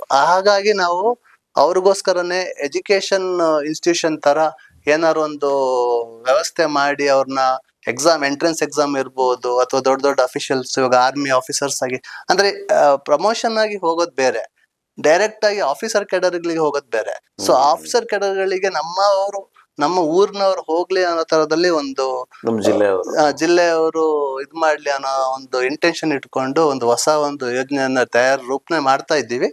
ಕೆಲವೇ ದಿನಗಳಲ್ಲಿ ಅದ್ರ ಬಗ್ಗೆ ಮಾಹಿತಿ ನೀಡ್ತೀವಿ. ಅಂದ್ರೆ ಪಕ್ಷಾತೀತವಾಗಿ ಒಂದು ನವಭಾರತವನ್ನ ಹೌದೌದು, ಖಂಡಿತ ಇದರಲ್ಲಿ ಪಕ್ಷ ಭೇದನೆ ಅದೇ ಅಥವಾ ನವಭಾರತವನ್ನ ಕಟ್ಟೋದಕ್ಕೆ ನೀವು ಪಣ ತೊಟ್ಟಿದ್ದೀರಿ ಅಂತ ಹೌದು ಹೌದು ಖಂಡಿತವಾಗ್ಲು ನಮ್ಮ ಕೈಲಾದ ಸಹಾಯನ ನಾವು ಯುವ ಜನತೆಗಳಿಗೆ ಮಾಡುವಂತ ಹೇಳ್ಬಿಟ್ಟು ಇದ್ ಮಾಡಿದೀವಿ. ಆಯ್ತು, ಒಂದು ಬ್ರೇಕ್ ಅನ್ನ ವೀಕ್ಷಕರೇ, ಈಗ ಒಂದು ಸಣ್ಣ ಕಮರ್ಷಿಯಲ್ ಬ್ರೇಕ್, ನಂತರ ಮಾತುಕತೆ ಮುಂದುವರ್ಸೋಣ. ವಿರಾಮದ ನಂತರ ಮತ್ತೆ ಕಾರ್ಯಕ್ರಮಕ್ಕೆ ಸ್ವಾಗತ. ಸರ್, ಮಾತಾಡ್ತಾ ಇದ್ವಿ ನಾವು ನಿಮ್ಮ ವ್ಯವಹಾರ, ನಿಮ್ಮ ವೈಯಕ್ತಿಕ ವ್ಯವಹಾರ ಮತ್ತು ನಿಮ್ಮ ಸಮಾಜ ಸೇವೆ, ಇವುಗಳ ಬಗ್ಗೆ ನಾವು ಒಂದಿಷ್ಟು ಹೊತ್ತು ಚರ್ಚೆ ಮಾಡಿದ್ವಿ. ಈಗ ನಿಮಗಂತೂ ಒಂದು ಪರ್ಸನಲ್ ಲೈಫ್ ಇರುತ್ತೆ. ನೀವು ಹೇಳಿದ್ರಿ ನಮ್ಮ ಶ್ರೀಮತಿಯವರು ನನ್ನ ಮಗ ಇದ್ದಾನೆ ಅಂತ. ಮಗ ಇತ್ತೀಚೆಗಷ್ಟೇ ರಾಜ್ಯ ಮಟ್ಟದಲ್ಲಿ ಶೂಟಿಂಗ್ನಲ್ಲಿ ಚಿನ್ನದ ಪದಕ ತಗೊಂಡಿದ್ದಾನೆ. ಈಗ ರಾಷ್ಟ್ರ ಮಟ್ಟಕ್ಕೆ ಹೋಗೋದಕ್ಕೆ ತಯಾರಿ ನಡೆಸ್ತಾ ಇದ್ದಾನೆ ಅಂತ ಹೇಳ್ತಾ ಇದ್ರಿ. ಮಗನ ಸೊ ನೀವು ಕೂಡ ಸ್ಪೋರ್ಟ್ಸ್ ಮ್ಯಾನ್, ಮಗನ ಕೂಡ ಅದೇ ರೂಟ್ನಲ್ಲಿ ನೀವು ಬೆಳೆಸಿದ್ದೀರಿ. ಶೂಟಿಂಗ್ ಅಂದ ತಕ್ಷಣ ನಮಗೆ ಯೋಚನೆಗೆ ಬರೋದು ಕೊಡಗಿನ ಎಲ್ಲರಿಗೂ ಶೂಟ್ ಮಾಡೋ ಒಂದು ಟ್ಯಾಲೆಂಟ್ ಇದ್ದೇ ಇರುತ್ತೆ. ಅದು ರಕ್ತಗತವಾಗಿ ಬಂದಿರುತ್ತೆ. ಗುಂಡು ಅನ್ನೋದು ಪ್ರತಿಯಲ್ಲಿ ಕೊಡವ ಜನಾಂಗ ಇರ್ಬೋದು, ಗೌಡ ಜನಾಂಗ ಇರ್ಬೋದು, ಎರಡು ಮನೆತನದಲ್ಲೂ ಗುಂಡು ಹೊಡೆಯುವಂಥದ್ದು ಕೈಲಿ ಪೂದಿಗೆಲ್ಲ ಗುಂಡು ಹೊಡೆಯೋ ಸಾಮಾನ್ಯ. ಸೊ ಗುರಿ ಅನ್ನೋದು ಕೊಡವರಿಗೇನು ಸಾಮಾನ್ಯ, ಅದು ಸಾಧಾರಣ ವಿಚಾರ, ಸಾಮಾನ್ಯ ಅಲ್ಲ ಸಾಧಾರಣ. ಅದರಲ್ಲಿ ನೀವು ನಿಮ್ಮ ಮಗನ ತೊಡಗಿಸ್ಕೊಂಡಿದ್ದೀರಿ, ಹೇಗಾದ್ರೂ ಸ್ವಲ್ಪ. ಹೌದು, ಮೊದಲನೇದಾಗಿ ಇದಕ್ಕೆ ನಾನು ನಮ್ಮ ಶ್ರೀಮತಿಯವರಿಗೆ ಧನ್ಯವಾದ ಹೇಳಲೇಬೇಕು. ನನ್ಗೆ ಎಲ್ಲ ಹೆಸರನ್ನು ಉಲ್ಲೇಖ ಅವರು ದೀಪ್ತಿ ಕದಂಬಾಡಿ ಅಂತ ಹೇಳಿ. ಸೊ ಅವರು ಇದೆಲ್ಲದಕ್ಕೂ ಮೂಲ ಕಾರಣ ಅವರೇ. ಹೇಗೆ ಅಂತ ಹೇಳಿದ್ರೆ, ಈಗ ನಾನು ಈಗ ಕೊಡಗಿಗೆ ಬಂದು ಜನಸೇವೆ ಮಾಡ್ಲಿಕ್ಕೆ ಅಥವಾ ನಾನು ಸ್ಪೋರ್ಟ್ಸ್ ಅಲ್ಲಿ ತೊಡಗಿಸ್ಕೊಳ್ಳಿಕ್ಕೆ ಆ ಎಲ್ಲಾ ಸಂದರ್ಭಗಳಲ್ಲಿ ನಮ್ಮ ಆಫೀಸ್ ಏನಿದೆ ಎಲ್ಲಾ ಕೆಲಸಗಳನ್ನು ಅವರೇ ನೋಡ್ಕೊತಾರೆ. ಸೊ ಅದು ಮೊದಲನೇದಾಗಿ ತುಂಬಾ ನನಗೆ ಸಹಾಯ ಆಯ್ತದೆ. ಅದರಿಂದ ಅವ್ರಿಗಂತೂ ಖಂಡಿತವಾಗ್ಲೂ ಧನ್ಯವಾದ ಹೇಳಲೇಬೇಕು. ಎರಡನೇದಾಗಿ ಮಗ, ಈಗ ನಾನು ಮಗನ ಹೆಸರೇನು ಸರ್? ಮಗ ಪರಿಣಿತ್ ತಡಿಕೇರಿ ಅಂತ ಹೇಳಿ. ಏನು ಓದ್ತಾ ಇದ್ದಾನೆ ಮಗ? ಅವನು ಇವಾಗ ಸೆಕೆಂಡ್ PUC ರನ್ನಿಂಗ್. ಸೊ ಅವನು ಈಗ ನಾನು ಎಲ್ಲ ಹೊರಗಡೆ ಈಗ ಸಮಾಜ ಕೆಲಸಗಳಾಗಿರ್ಬೋದು ಅಥವಾ ಸ್ಪೋರ್ಟ್ಸ್ ಅಲ್ಲಿ ತೋರಿಸ್ಕೊಂಡಾಗ ಇದನ್ನೆಲ್ಲ ನೋಡ್ಕೊಳ್ಳೋದು ಶ್ರೀಮತಿ ಅವರೇ. ಸೊ ಅದ್ರಿಂದ ನಾವು ಅವ್ರನ್ನ ಯಾವತ್ತೂ ಎಲ್ಲೂ ಮೆನ್ಷನ್ ಮಾಡ್ದಿರಕ್ ಆಗದೇ ಇಲ್ಲ, ಹೇಳಲೇಬೇಕು. ಸೊ ಹಾಗೆ ಪ್ರತಿ ಗಂಡಸಿನ ಯಶಸ್ಸಿನ ಹಿಂದೆ ಹೆಣ್ಣೊಬ್ಬಳು ಇರ್ತಾಳೆ ಅಂತ ಖಂಡಿತವಾಗ್ಲೂ. ಹೇಳೋದು. ಅದಕ್ಕೆ ಸಾಕ್ಷಿ ನಿಮ್ಮ ನಮ್ಮ ಹೆಂಡತಿನೇ ಸಾಕ್ಷಿ ಅದಕ್ಕೆ. ಸೊ ಮೊದಲಾಗಿ ನಮ್ಮ ಮಗ ಶೂಟಿಂಗ್ ಅನ್ನೋದಕ್ಕಿಂತ ಮೊದಲು ಅವನು ಡ್ಯಾನ್ಸ್ ಫಸ್ಟ್ ಸ್ಟಾರ್ಟ್ ಮಾಡಿದ್ದು. ಸೊ ಡ್ಯಾನ್ಸ್ ಅಲ್ಲಿ ಹೇಗಾಯ್ತು ಅಂದ್ರೆ, ಅವನು ಶುರುಲಿ ಡ್ಯಾನ್ಸ್ ಕ್ಲಾಸ್ ಸ್ಟಾರ್ಟ್ ಮಾಡ್ಕೊಂಡು ಕಲಿತಾ ಹೋದಾಗೆ ಡ್ಯಾನ್ಸ್ ಕಾಂಪಿಟೇಷನ್ ಲೆವೆಲ್ಗಳು, ಸ್ಟೇಟ್ ಲೆವೆಲ್, ಟಿವಿ ಚಾನೆಲ್ಗಳಲ್ಲಿ ಬರೋದು, ಈ ತರದೆಲ್ಲ ನಡೀತಾ ಇತ್ತು. ಸೊ ನಮಗೆ ಅದೇ ತರ ಹೋದಾಗೆ ನಮಗೆ ಡ್ಯಾನ್ಸ್ ವರ್ಲ್ಡ್ ಕಪ್ ಅಂತಾನು ಒಂದು ನಡೀತದೆ ಅನ್ನೋ ವಿಷಯ ನಮಗೆ ಸಿಕ್ತು, ಇನ್ಫಾರ್ಮೇಶನ್ ಸಿಕ್ತು. ಸೊ ಆದ್ರಿಂದ ನಾವು ಭೈರವ ಡ್ಯಾನ್ಸ್ ಕ್ರೂ ಅಂತ ಹೇಳಿ ಇಲ್ಲಿ ಬೆಂಗಳೂರಲ್ಲಿದೆ, ತುಂಬಾ ಒಳ್ಳೆ ಡ್ಯಾನ್ಸ್ ಇನ್ಸ್ಟಿಟ್ಯೂಷನ್. ಅಲ್ಲಿ ಭೈರವ ಶ್ರೇಯಸ್ ಅಂತ ಅವರು dance master come choreographer. So ಅವರು ತುಂಬಾ ಸಹಾಯ ಮಾಡಿದ್ರು. ಸೊ ಅವರ ಗರಡಿಯಲ್ಲಿ ಪಳಗಿದವನು ಅವನು. ಸೊ ಸುಮಾರು 7ನೇ ವಯಸ್ಸಿಗೆನೆ ಡ್ಯಾನ್ಸ್ ಶುರು ಮಾಡಿ ಸೇರ್ಸಿದ್ವಿ. ಅದು ಅವನೇ ನಾನು ಡ್ಯಾನ್ಸ್ ಮಾಡ್ಬೇಕು ಅಂತ ಟಿವಿ ನೋಡಿ, ಡ್ಯಾನ್ಸ್ ನೋಡಿ ಇಷ್ಟಪಟ್ಟು ಅವನು ಡ್ಯಾನ್ಸಿಗೆ ಸೆಲೆಕ್ಟ್ ಮಾಡ್ಕೊಂಡು ಹೋಗಿರೋದು. ಸೊ ಹಾಗೆ ಅದರಲ್ಲಿ ಒಳ್ಳೆ ಸಾಧನೆ ಮಾಡಿದ್ದಾನೆ. ಅವನು 3 ವರ್ಷ ಭಾರತವನ್ನ ಪ್ರತಿನಿಧಿಸಿದ್ದಾನೆ. 3 ವರ್ಷ. ಇವಾಗ ಶೂಟಿಂಗ್, ಅವಾಗ ಡ್ಯಾನ್ಸ್. ಸೊ ಡ್ಯಾನ್ಸ್ ಅಲ್ಲೇ ಅವ್ನು ಶುರು ಆಗಿದ್ದು ಕೆರಿಯರ್ ಫಸ್ಟ್ ಆಕ್ಚುಲಿ. ಮೊದಲನೇ ವರ್ಷ ಗ್ರೂಪ್ ಡ್ಯಾನ್ಸ್ ಮಾಡಿ ಆಲ್ಮೋಸ್ಟ್ 8,500 ಕಾಂಪಿಟೇಟರ್ಸ್ ಇರ್ತಾರೆ ಆಲ್ ಅಕ್ರಾಸ್ ದ ಗ್ಲೋಬ್ ಇಂದ. ಸೊ ಅದರಲ್ಲಿ ಇದು ಅಂತಾರಾಷ್ಟ್ರೀಯ world wide. So 8,500 competitors across the globe participants ಇರ್ತಾರೆ. ಸೊ ಅದರಲ್ಲಿ ಇವರ ಟೀಮು 10th ಪ್ಲೇಸ್ ಬಂತು ಫಸ್ಟ್. ಇವನಿಗೆ ಅವಾಗ 8 years. ಅವನು ಫಸ್ಟ್ ಇದು ಸ್ಟಾರ್ಟ್ ಮಾಡಿದಾಗ ಆ ವರ್ಷ second standard may be third standard ಆ ವರ್ಷ ಇವನು ಆ ಗ್ರೂಪ್ ಅಲ್ಲೇ ಚಿಕ್ಕವನು. ಎಲ್ಲರೂ SLC ಅಲ್ಲಿ ಇದ್ರು, ಎಲ್ಲ ಬಾಕಿ ಇರೋ 6 ಮಕ್ಕಳು. ಇವನ್ 7ನೇ ಅಂದ್ರೆ ಚಿಕ್ಕವನು. ಸೊ ಫ್ರಂಟ್ ರೋಲ್ ಇವನೇ ಲೀಡ್ ತಗೊಂಡು ಮಾಡಿದ 10th ಪ್ಲೇಸ್ ಬಂತು ಆ ವರ್ಷ. ಅದು ಸ್ಪೇನ್ ಅಲ್ಲಿ ನಡೀತು ಫಸ್ಟ್ ಇಯರ್, ಸ್ಪೇನ್ ಅಲ್ಲಿ. ಸೆಕೆಂಡ್ ಇಯರ್ ಪೋರ್ಚುಗಲ್ ಅಲ್ಲಿ ನಡೀತು. ಸೊ ನಮಗೆ ಅದು ಆ ಫಸ್ಟ್ ಇಯರ್ ಹೋದಾಗ ನಮ್ಗೆ ಯಾವ ಅನುಭವನೂ ಇರ್ಲಿಲ್ಲ. ಅಲ್ಲಿ ಹೇಗಿರ್ತದೆ, ಸ್ಟೇಜ್ ಹೇಗಿರುತ್ತೆ, ಎಷ್ಟು ಕಾಂಪಿಟೇಟ್. ನಮ್ಮವರು Indians built compare to foreigners ನೋಡಿದ್ರೆ ನಾವೇನು ಇಲ್ಲ. ಅವರು ಏಜ್ ಎಲ್ಲ ಇದೇ ಏಜ್ ಅವ್ರೆ, ಆದ್ರೆ ಅವ್ರು ನೋಡಿದ್ರೇನೆ ನಮ್ಮ ಮಕ್ಕಳು ಭಯಪಟ್ರು. ಸೊ ಹೀಗೂ ಈ ತರನು ಇದ್ದಾರೆ, ಇವ್ರು ನಮ್ಮ ಏಜ ಅಥವಾ ಇನ್ನು ದೊಡ್ಡವರ ಅಂತ. ಬಟ್ ಅವ್ರ ಏಜ್ ಅದೇ ಏಜ್, ಬಟ್ ಅವ್ರ ಬಿಲ್ಟ್ ತುಂಬಾ ದೇಹ ಬೇಗ ಬೆಳೆದಿರುತ್ತೆ ಅವ್ರಿಗೆ. ಸೊ ಅಲ್ಲಿ ಅದು ನೋಡಿ 2ನೇ ವರ್ಷಕ್ಕೆ ಹೋದಾಗ ನಾವು ಪ್ರಿಪೇರ್ ಆಗಿ ಹೋದ್ವಿ ಸ್ವಲ್ಪ ಈ ತರ. 2 ವರ್ಷನೂ ಪುನಃ ಇಲ್ಲಿ actually Bangalore Phoenix mall audition ನಡೀತದೆ, ಆಲ್ ಇಂಡಿಯಾ ಆಡಿಷನ್ ನಡೀತದೆ. ಆ ಆಡಿಷನ್ ಸೆಲೆಕ್ಟ್ ಆಗಿ ಹೋಗ್ಬೇಕು, ಡೈರೆಕ್ಟ್ ಆಗಿ ಹೋಗಕ್ಕಾಗಲ್ಲ, ನೇರವಾಗಲ್ಲ. ಸೊ ಅದು 2ನೇ ವರ್ಷ ನಾವು ಪುನಃ ಕಾಂಪಿಟೇಷನ್ಗೆ ಹೋಗಿ, ಯಾಕಂದ್ರೆ ಸ್ವಲ್ಪ ಅನುಭವ ಆಗಿತ್ತು ಹೇಗೆ ಏನು ಅಂತ ಹೇಳ್ಬಿಟ್ಟು. ಸೊ ಅನುಭವದ ಮೇಲೆ ಪುನಃ ರೆಡಿಯಾಗಿ ಹೋಗಿ ಆ ವರ್ಷ ಅವನು 4th ಪೊಸಿಷನ್ ಬಂದ, ಸೋಲೋಸ್ ಡ್ಯಾನ್ಸ್ ಮಾಡ್ದ. ಸೊ ಆ ಸೋಲೋಸ್ ಡ್ಯಾನ್ಸ್ ಅಲ್ಲಿ ಅವಾಗ ಬಾಲಿವುಡ್ ಸ್ಟೈಲು, ಹಿಪ್ ಹಾಪ್, ಆಮೇಲೆ ಭರತನಾಟ್ಯಂ, ಈ ತರ ಬೇರೆ ಬೇರೆ ಮಾಡ್ತಾನೆ. ಎಲ್ಲಾ ತರದ ಇದು ಇದೆ, ಡಿಫ್ರೆಂಟ್ ಟೈಪ್ ಆಫ್ ಕ್ಯಾಟಗರೀಸ್ ಇದೆ.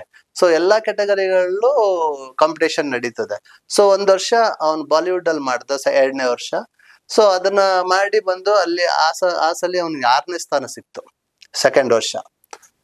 ಆಮೇಲೆ ನಾವು ಇದ್ರ ಪ್ರತಿ ವರ್ಷ ನಾವು ಏನ್ ಹೇಳ್ತೀವಿ, ಕಲಿತಾ ಇರೋದು ಅಂತ ಹೇಳ್ತೀವಲ್ಲ, ಅದೇ ತರ 3ನೇ ವರ್ಷ ಹೋಗ್ಬೇಕು ಅಂತಿತ್ತು. ಅಷ್ಟೊತ್ತಿಗೆ ಕೊರೋನಾ ಎಲ್ಲ ಆಯ್ತು, ಅದರಿಂದ ಆ ಟೈಮಲ್ಲಿ ಹೋಗಕ್ಕಾಗಿಲ್ಲ, ಗ್ಯಾಪ್ ಪೀರಿಯಡ್ 2 ವರ್ಷ. ಆಕ್ಚುಲಿ ಇಟಲಿಯಲ್ಲಿ ಇತ್ತು ಆ ವರ್ಷ, ಆಡಿಷನ್ ಆಗಿ ಎಲ್ಲ ಸೆಲೆಕ್ಷನ್ ಆಗಿತ್ತು, ಆದ್ರೆ ಫ್ಲೈಟ್ಸ್ ಎಲ್ಲ ಕ್ಯಾನ್ಸಲ್ ಆಯ್ತು. ಹಾಗೆ 3 ವರ್ಷ ಕಾಂಪಿಟೇಷನ್ಗೆ ಹೋಗ್ಲಿಕ್ಕೆ ಆಗಿಲ್ಲ. ಈಗ ಕೊನೆಯದಾಗಿ ಮೊನ್ನೆ ಹೋದಾಗ ಈ 3 ಕ್ಯಾಟಗರಿನು, ಬಾಲಿವುಡ್ ಇರ್ಬೋದು, ಹಿಪ್ ಹಾಪ್ ಇರ್ಬೋದು, ಭರತನಾಟ್ಯ, 3 ಸೆಲೆಕ್ಟ್ ಆಗಿ 3 ಪರ್ಫಾರ್ಮೆನ್ಸ್ ಮಾಡ್ದ. ಅದು ಪೋರ್ಚುಗಲ್ ಅಲ್ಲಿ ನಡೀತು, ಮತ್ತೊಮ್ಮೆ ಪೋರ್ಚುಗಲ್ ಅಲ್ಲೇ ನಡೀತು. ಸೊ ಒಳ್ಳೆ ಪರ್ಫಾರ್ಮೆನ್ಸ್ ಕೊಟ್ಟು ಅದಲ್ಲಿ ಆ ಪಾಯಿಂಟ್ಸ್ ಯಾವ ತರ ಕ್ಯಾಲ್ಕುಲೇಟ್ ಮಾಡ್ತಾರಂದ್ರೆ, ಡ್ರೆಸ್ಸಿಂಗ್ ಇರ್ಬೋದು ಅಥವಾ ಅವ್ರ ಸ್ಟೆಪ್ಸ್ ಇರ್ಬೋದು, ಯಾವುದೇ ಒಂದು ಮೂವ್ಮೆಂಟ್ ಇದ್ರೂ ಜಸ್ಟ್ 0.5 ಅಲ್ಲಿ ಪುನಃ 3ನೇ ಸ್ಥಾನ, ಬ್ರಾನ್ಸ್ ಮೆಡಲ್ ಮಿಸ್ ಆಯ್ತು ಆಕ್ಚುಲಿ. ಸೊ 4ನೇ ಸ್ಥಾನಕ್ಕೆ ತೃಪ್ತಿ ಪಡ್ಬೇಕಾಯ್ತು. ಅದು ಬೆಸ್ಟ್ ಪರ್ಫಾರ್ಮೆನ್ಸ್. ಅಷ್ಟೊತ್ತಿಗೆ ಅವನು ಎಜುಕೇಶನ್ ಅಂತ ನಮ್ಮ ಇಂಡಿಯಾದಲ್ಲಿ ಎಜುಕೇಶನ್ ಗೆ ಪ್ರಾಮುಖ್ಯತೆ ಜಾಸ್ತಿ. ಸೊ ಹಾಗಾಗಿ ಪ್ರತಿಷ್ಠೆ ಎಜುಕೇಶನ್ ಗೆ ಜಾಸ್ತಿ ಕಂಟಿನ್ಯೂ ಮಾಡ್ದ. ಸೊ ಹಾಗೆ ನಡೀತು. ಅಲ್ಲಿಂದ ಅವನು ಬೆಳೆದ ಹಾಗೆ ಮಕ್ಕಳು ಮನ್ಸು ಚೇಂಜ್ ಆಗ್ತದಲ್ಲ. ಸೊ ಕಳೆದ ಒಲಿಂಪಿಕ್ಸ್ ಅಲ್ಲಿ ಒಲಿಂಪಿಕ್ಸ್ ನ ಫಾಲೋ ಮಾಡ್ತಿದ್ವಿ ನಾವೆಲ್ಲರೂ ಮನೇಲಿ ಕೂತ್ಕೊಂಡು. ಸೊ ಆವಾಗ ಮನು ಬಾಕರ್ ಶೂಟಿಂಗ್ ಅಲ್ಲಿ ಗೋಲ್ಡ್ ಹೊಡೆದಿದ್ ನೋಡಿ ಇವನ್ ಇನ್ಸ್ಪಿರೇಷನ್ ಆಗಿ, ಸೊ ವೈಫ್ ಮತ್ತೆ ಇವ್ರು ಮಾತಾಡ್ಕೊಂಡು, ಓಕೆ ಶೂಟಿಂಗ್ ಯಾಕೆ ಮಾಡಬಾರ್ದು, ನೋಡೋಣ, ಡ್ಯಾನ್ಸ್ ನ ಪ್ರೊಫೆಷನಲ್ ತಗೊಳಕ್ಕಾಗಲ್ಲ, ಇದನ್ನ ತಗೋಬಹುದು ಅನ್ನೋ ಕಾನ್ಸೆಪ್ಟ್ ಅಲ್ಲಿ ಶೂಟಿಂಗ್ ಇಳಿದಿದ್ದು. ಅದು ಜಸ್ಟ್ 6 ತಿಂಗಳಲ್ಲೇ ಎಕ್ಸೆಪ್ಷನಲ್ ಪರ್ಫಾರ್ಮೆನ್ಸ್ ಕೊಟ್ಟಂದ ನಮ್ಗೆ ಇವಾಗ ಅವನ್ನ ಎಜುಕೇಶನ್ ಅಲ್ಲಿ ಹೋಮ್ ಸ್ಕೂಲಿಂಗ್ ಮಾಡೋ ಪರಿಸ್ಥಿತಿ ಬಂತು. ಇವಾಗ ಸೆಕೆಂಡ್ ಪಿ ಯು ಸಿ ನಾವು ಅದನ್ನ ಹೋಮ್ ಸ್ಕೂಲಿಂಗ್ ಮಾಡಿದ್ವಿ. ಡೈರೆಕ್ಟ್ ಸ್ಕೂಲ್ ಹೋಗಕ್ಕಾಗಲ್ಲ, ಯಾಕಂದ್ರೆ ಕಾಂಪಿಟೇಷನ್ಗೆ ಹೋಗ್ಬೇಕಾಗುತ್ತೆ, ಬರ್ಬೇಕಾಗುತ್ತೆ ಅಂತ. ಸೊ ಕರ್ನಾಟಕ ಸ್ಟೇಟ್ ಮೊನ್ನೆ ಗೋಲ್ಡ್ ಮೆಡಲ್ ಹೊಡೆದ. ಸೊ ಇವಾಗ ಪ್ರೀ ನ್ಯಾಷನಲ್ಸ್ಗೆ ಸೆಲೆಕ್ಷನ್ಸ್ ಇತ್ತು ತಿರ್ಚಿಯಲ್ಲಿ. ಸೊ ಅದಲ್ಲಿ ಕ್ವಾಲಿಫೈ ಆಗಿ ಇವಾಗ ಡಿಸೆಂಬರ್ 11ರಿಂದ ನ್ಯಾಷನಲ್ ಕಾಂಪಿಟೇಷನ್ ನಡೀತದೆ. ಸೊ ಅದ್ರ ಭಾಗವಾಗಿ ಈಗ ಇವತ್ತು ಆಲ್ರೆಡಿ ಭೋಪಾಲ್ ಇದ್ದನು ಪ್ರಾಕ್ಟೀಸ್ ನಡೀತಾ ಇದೆ. ಅದೇ ಸ್ಟೇಜ್ ಅಲ್ಲಿ ನ್ಯಾಷನಲ್ಸ್ ನಡೆಯೋದ್ರಿಂದ ಇವಾಗ ಪ್ರಾಕ್ಟೀಸ್ ಮಾಡ್ತಾ ಇದ್ದಾನೆ. ಹಾಗೆ ಮಗನ ಒಲಿಂಪಿಕ್ ನೋಡಿ ನೀವು ಬಹಳ ಇವ್ರದ್ದು ಇನ್ಸ್ಪೈರ್ ಆಗಿ ಈಗ ನೀವು ಒಲಿಂಪಿಕ್ ಕಡೆ ನೀವು ಮಗನ ಕಳಿಸ್ತಾ ಇದ್ದೀರಿ. ಆಕ್ಚುಲಿ ನಾವು ಖಂಡಿತವಾಗ್ಲೂ ನಮ್ಮ ಟಾರ್ಗೆಟ್ ಇರೋದು ಒಲಿಂಪಿಕ್ಸ್ ಅಲ್ಲಿ ಭಾಗವಹಿಸೋದೇ ತುಂಬಾ ಇಂಪಾರ್ಟೆಂಟ್, ಮೆಡಲ್ ಅನ್ನೋದು. ಯಾಕಂದ್ರೆ ಒಂದು ನಮ್ಮ ಊರು, ನಮ್ಮ ಮನೆ, ನಮ್ಮ ದೇಶನ ರೆಪ್ರೆಸೆಂಟ್ ಮಾಡೋದು, ಜಿಲ್ಲೆಯಿಂದ ನಮ್ಮ ಹುಡುಗ ಅದಕ್ಕೆ ಯಾವ ಧರ್ಮನೂ ಇಲ್ಲ, ಯಾವ ಜಾತಿ ಯಾವ್ದು ಇಲ್ಲ. ಸೊ ಅದರಿಂದ ನಾವು ಅದನ್ನ ಎದುರು ನೋಡಿ ಅವನಿಗೆ ಏನ್ ಬೇಕೋ ಆ ಪ್ರೋತ್ಸಾಹನ ಕೊಡ್ತಾ ಇದ್ದೀವಿ. ಪ್ರೋತ್ಸಾಹಕ್ಕೆ ಸರಿಯಾಗಿ ಅವನ ಅಪ್ಪ ಅಮ್ಮನ ಹೆಸರನ್ನ ಉಳಿಸೋದಕ್ಕೆ, ನಮ್ಮ ಜಿಲ್ಲೆ ಹೆಸರನ್ನ ಉಳಿಸೋದಕ್ಕೆ ಹಾರ್ಡ್ ವರ್ಕ್ ಮಾಡ್ತಾ ಇದ್ದಾನೆ. ಖಂಡಿತವಾಗ್ಲೂ ಮಾಡ್ತಾನೆ. ಅವನು ಮೆಡಲ್ ಹೊಡೆತಾನೆ ಕಾನ್ಫಿಡೆನ್ಸ್ ನನಗಿದೆ. ಈ ಸಮಾಜ ಸೇವೆ ಮಧ್ಯೆ ಕೂಡ ಇಷ್ಟೆಲ್ಲ ಫ್ಯಾಮಿಲಿಗೆ ಒತ್ತು ಕೊಟ್ಟು ಕೆಲಸ ಮಾಡೋದು ಬಹಳ ಕಷ್ಟ. ಆದ್ರೂ ನೀವು ಬಹಳ ಮುತುವರ್ಜಿ ವಹಿಸಿ ಫ್ಯಾಮಿಲಿ ಜೊತೆ ಮಿಂಗಲ್ ಆಗ್ತೀರಿ. ಹೌದು ಅಲ್ವಾ? ಅದ್ರ ಜೊತೆಗೆ ನೀವು ಈಗ ಸಮಾಜ ಸೇವೆ ಅಂತ, ಈಗ ಸ್ಪೋರ್ಟ್ಸ್ ನಾವು ಮಾತಾಡಿದ್ವಿ, ಮಗನ ಸ್ಪೋರ್ಟ್ಸು ಮಾತಾಡಿದ್ವಿ, ಮಗನ ಭರತನಾಟ್ಯ ಇರ್ಬೋದು, ಹಿಪ್ ಹಾಪ್ ಇರ್ಬೋದು, ಇನ್ನೊಂದಿರ್ಬೋದು ಮಾತಾಡಿದ್ರಿ. ನೀವು ನಿರಂತರವಾಗಿ ಜಿಲ್ಲೆಗೆ ಬರ್ತಾ ಇದ್ದೀರಿ ಅನ್ನೋದು ನಾನು ಫಸ್ಟ್ ಪಾರ್ಟಲ್ಲಿ ಮಾತಾಡಿದೆ. ಈಗ ನೀವು ಸಮಾಜ ಸೇವೆಯಲ್ಲಿ ತೊಡಗಿಸ್ಕೊಂಡಾಗ ಈಗ ನಿಮಗೆ ರಾಜಕೀಯವಾಗಿ ನಿಮಗೆ ಆಹ್ವಾನಗಳಿದೆಯಾ, ಅಥವಾ ನೀವು ಈಗ ಈ ಸಮಾಜ ಸೇವೆಗೆ ಬರುವಾಗ ನೀವು ಯಾವ್ದಾದ್ರು ರಾಜಕೀಯ ಪಕ್ಷದಿಂದ ಗುರುತಿಸ್ಬೇಕನ್ನೋ ಒಂದು ಆಸಕ್ತಿ ಇದೆಯಾ ನಿಮಗೆ? ರಾಜಕೀಯ ಪಕ್ಷ ಅಂತ ಖಂಡಿತವಾಗ್ಲೂ ಇಲ್ಲ, ಆದ್ರೆ ರಾಜಕೀಯ ಪಕ್ಷದವರು ಮಾಡ್ತಿರೋ ಕೆಲಸಗಳು ನಮಗೆ ಈಗಿನ ಪೀಳಿಗೆಗಳಿಗೆ ಅದು ಅಷ್ಟೊಂದು ಇಷ್ಟ ಅಂದ್ರೆ ಯಾವುದೇ ಆಯ್ತಾ ಪಕ್ಷ ಇಲ್ಲ. ಇರ್ಬೋದು. ಯಾವುದೇ ಪಕ್ಷ ಇರ್ಬೋದು, ಇಷ್ಟ ಆಯ್ತಲ್ಲ. ಸೊ ಅದನ್ನ ಚೇಂಜ್ ಮಾಡ್ಬೇಕು ಅನ್ನೋ ಒಂದು ಮನೋಭಾವನೆ ಆಸೆ ಅಂತೂ ಇದೆ ಇದೆ. ಖಂಡಿತವಾಗ್ಲು. ಜನಗಳಿಗೆ ಹೆಲ್ಪ್ ಆಗುವಂತದ್ ಮಾಡ್ಬೇಕು. ಯಾವ ರೀತಿ ಮಾಡ್ಬೋದು ಅಂತ? ಈಗ ನೀವು ಅಲ್ಲಿಂದ ಬಂದು ಏನು ಝೀರೋ ಇಂದ ಬಂದು ಇಲ್ಲಿ ಒಂದು ಸಾಮ್ರಾಜ್ಯವನ್ನು ಕಟ್ಟಿದವರು, ನಿಮಗೊಂದು ಕಲ್ಪನೆ ಇರುತ್ತಲ್ಲ. ಈಗ ನಿಮ್ ಸಂಸ್ಥೆ ಕಟ್ಟಬೇಕಾದ್ರೆ ಒಂದು ಕಲ್ಪನೆ ಇತ್ತು, ನನ್ನ ಸಂಸ್ಥೆ ಹಿಂಗಿರ್ಬೇಕು, ನನ್ನ ಆಫೀಸ್ ಹಿಂಗಿರ್ಬೇಕು, ನಾನು ಕೂರುವಂತ ಚೇರ್ ಹಿಂಗಿರ್ಬೇಕು, ನನ್ನ ಆಫೀಸ್ ಹಿಂಗಿರ್ಬೇಕು, ಆಫೀಸಲ್ಲಿ ಕೆಲಸ ಮಾಡೋರು ಹಿಂಗಿರ್ಬೇಕು, ನಾನು ಓಡಾಡುವಂತ ವೆಹಿಕಲ್ಸ್ ಹಿಂಗಿರ್ಬೇಕು, ಒಂದು ಕಲ್ಪನೆ ಇತ್ತಲ್ಲ. ಹಾಗಾಗಿ ನೀವು ರಾಜಕೀಯ ಬರೋದ್ರೆ ನೀವು ನಮ್ಮೂರನ್ನ ಯಾವ ರೀತಿಯ ಕಲ್ಪನೆಯಲ್ಲಿ ನೀವು ಸರಿ ಮಾಡಬಹುದು ಅಥವಾ ಇನ್ನೂ ಅಂದವಾಗಿಸಬಹುದು ಅಂತ ನಿಮ್ ಭಾವನೆ ಇದೆ? ಹೌದು, ಖಂಡಿತವಾಗ್ಲು. ಆಕ್ಚುಲಿ ಈಗ ರಾಜಕೀಯದಲ್ಲಿ ಇವಾಗ ನಾವು ಕೊಡಗಿನ ಬಗ್ಗೆ ಮಾತಾಡೋದಾದ್ರೆ, ನಮ್ಮಲ್ಲಿ ಯಾರು ದುಡ್ಡುಗೋಸ್ಕರ ರಾಜಕೀಯಕ್ಕೆ ಬರಲ್ಲ. ಎಲ್ರಿಗೂ ಬೇಕಾಗಿರೋದು ನೀರು, ವಿದ್ಯುತ್ ಹಾಗೂ ರಸ್ತೆ. ಇದು ತುಂಬಾ ಇಂಪಾರ್ಟೆಂಟ್. ಇದಿಷ್ಟು ಕೊಟ್ರೆ ನಮ್ ಜನಗಳು ತುಂಬಾ ಇಷ್ಟಪಡ್ತಾರೆ ಕೊಡಗಿನಲ್ಲಿ. ಅಂದ್ರೆ ಅದು ಮೂಲಭೂತ ಸೌಕರ್ಯ ಸಿಕ್ಕಿದ್ರೆ ಸಾಕು. ಅಂದ್ರೆ ಬೇಸಿಕ್ ನೀಡ್ಸ್ ಅವರಿಗೆ ಇದು ಸಿಕ್ಕರೆ ಸಾಕು. ಅದನ್ನ ಮಾಡ್ಬೇಕು. ಅದಕ್ಕೆ ಆಕ್ಚುಲಿ ರಾಜಕೀಯವಾಗಿ ಬರ್ಬೇಕು ಅಂತ ಯಾವುದೇ ಇದಿಲ್ಲ, ಆದ್ರೆ ಹಿತೈಷಿಗಳು, ಫ್ರೆಂಡ್ಸ್ಗಳು ತುಂಬಾ ನನ್ನ ಫೋರ್ಸ್ ಮಾಡ್ತಾ. ಯಾಕಂದ್ರೆ ನನ್ನ ಗುಣ ಸ್ವಭಾವ, ನನ್ನ ಪರಿಚಯ ಇರೋದ್ರಿಂದ ನೀನ್ ಬಂದ್ರೆ ಏನಾರು ಮಾಡ್ಬೋದು ಅನ್ನೋ ಅಭಿಲಾಷೆ ಅವರಿಗಿದೆ. ಸೊ ಹಾಗಾಗಿ ಸ್ವಲ್ಪ ಒತ್ತಡ ಇದೆ ಅದ್ರ ಬಗ್ಗೆ. ಅಂದ್ರೆ ಸಮಾಜದ ಮಧ್ಯೆ ಬಂದು ನೀವು ಸಮಾಜ ಕೆಲಸ ಮಾಡೋದಕ್ಕೆ ಒಂದು ಪಕ್ಷ ಇಟ್ಕೊಂಡು ಬಾಪ ಅಂತ ಹೇಳುವಂತ intention. ಹೌದು ಇದೆ, ಬಟ್ ನೋಡುವ ಮುಂದಿನ ದಿನಗಳಲ್ಲಿ ಹೇಗಾಗುತ್ತೆ. ಬಟ್ ನಾನೇನಂದ್ರೆ ಅದು ಪಕ್ಷ ಇರ್ಲಿ ಇಲ್ದಿರ್ಲಿ, ನಾನ್ ಏನ್ ಮಾಡ್ಬೇಕು, ಸಮಾಜಕ್ಕೆ ಏನ್ ಮಾಡ್ಬೇಕು, ಊರಿಗೆ ಏನ್ ಮಾಡ್ಬೇಕು ಅನ್ನೋ ಖಂಡಿತವಾಗ್ಲೂ ಮುಂದುವರ್ಸ್ಕೊಂಡು ಹೋಗ್ತೀನಿ.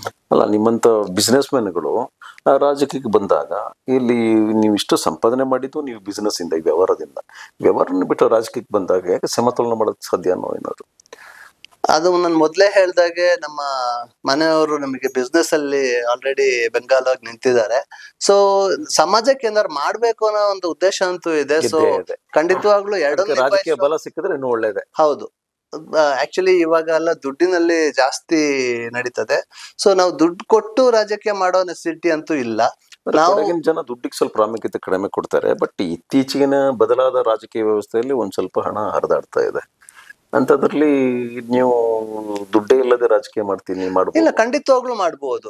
ಮೋದಿ ಅವ್ರ ಕನ್ಸು ಏನು, ಇವಾಗ ಅವ್ರು ಏನ್ ಮಾಡ್ತಿರೋ ಸ್ಕೀಮ್ಗಳು ಏನೇ ಇದ್ರು ಅದು ಎಲ್ಲದನ್ನು ಹೊಸ ಯುವಕರಿಗೆ ಚಾನ್ಸ್ ಕೊಡ್ಬೇಕು, ಹೊಸ ಜನರೇಷನ್ ಚಾನ್ಸ್ ಕೊಡ್ಬೇಕು.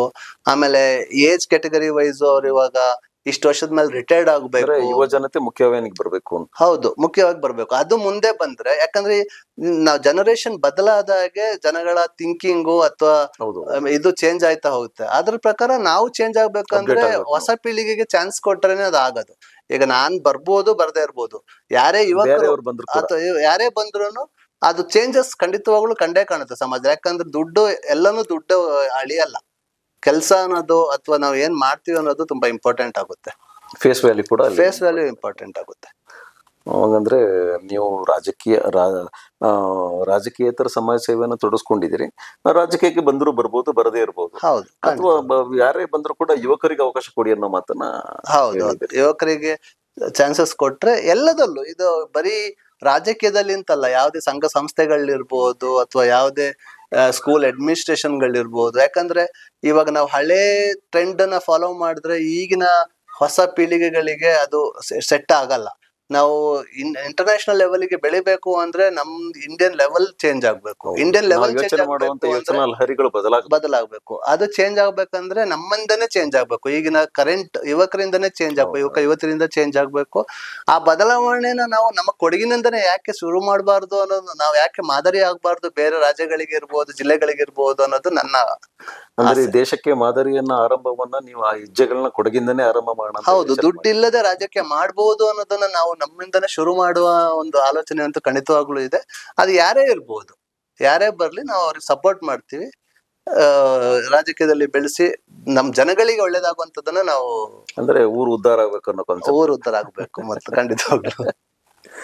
ಆಯ್ತು, ಈಗ ನೀವು ಇಷ್ಟು ಒತ್ತಡದಲ್ಲಿ ಕೂಡ ಇವತ್ತು ಪೂರ್ತಿ ನಮ್ಮ ಜೊತೆ ಬಿಡುವು ಮಾಡ್ಕೊಂಡ್ರಿ.